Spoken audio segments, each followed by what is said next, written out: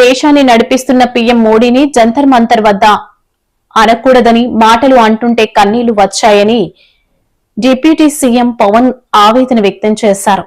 దేశం కోసం కష్టపడే వ్యక్తికి ఇదా మనం ఇచ్చేది? కొత్త తరానికి ఏం తెలుసు ఆయన పడ్డ కష్టం? ఆయనపై మాట పడితే మా మీద పడ్డట్టే అని అన్నారు. దేశ విదేశాల్లో ఉన్న భారతీయులందరికీ నా హృదయపూర్వక నమస్కారాలు తెలియజేస్తున్నాను. ఈ నేల బానిసగా ఉండదు. ఈ జాతి ఎవరికి తలవంచదని సవాల్ విసిరిన అసామాన్య విప్లవ వీరుడు అల్లూరి సీతారామరాజు గారు. ఆయన పేరు మన ఎయిర్పోర్ట్కి పెట్టడం చాలా చాలా స్ఫూర్తిదాయకం.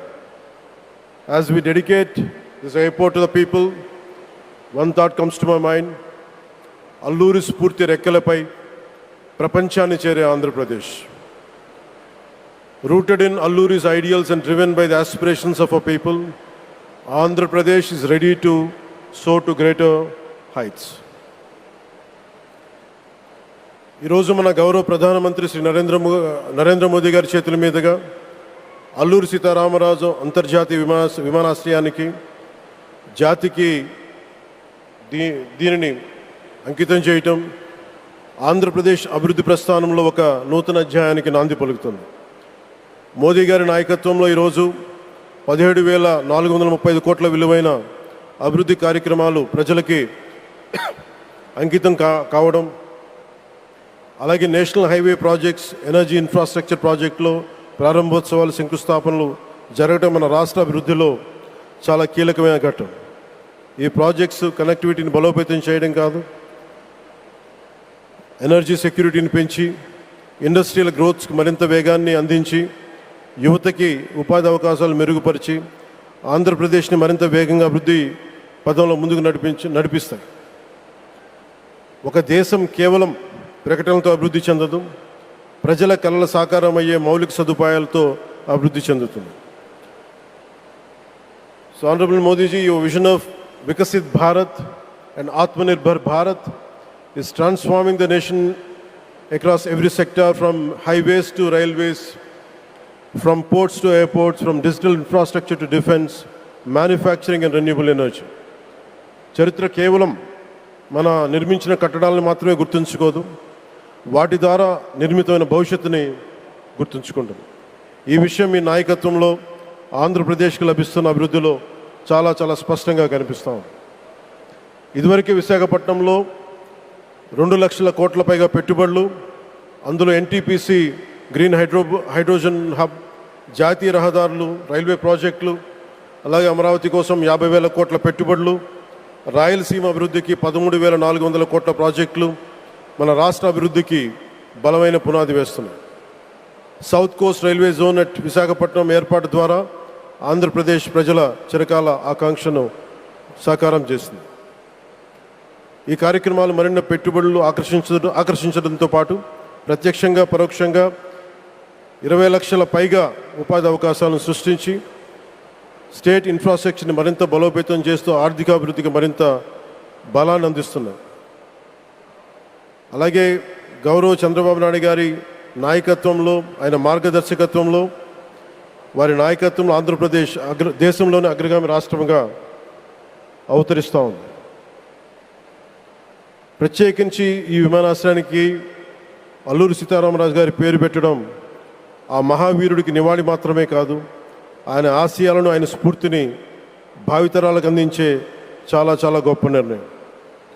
జి మల్లికార్జునరావు గారు, జిఎంఆర్, అందరూ ప్రేమగా పిలుచుకున్న జిఎంఆర్ గారు, వారు దీన్ని కట్టడం శ్రీకాకుళం జిల్లా నుంచి వచ్చి, రాజాం నుంచి వచ్చి శ్రీకాకుళం వెనుకబాటుతనానికి ఆయన కృషిని ట్రస్టుల ద్వారా అందిస్తూ ఆయన నేతృత్వంలో, ఆయన నాయకత్వంలో ఎయిర్పోర్ట్ నిర్మించడం మనందరికీ చాలా చాలా గర్వకారణం.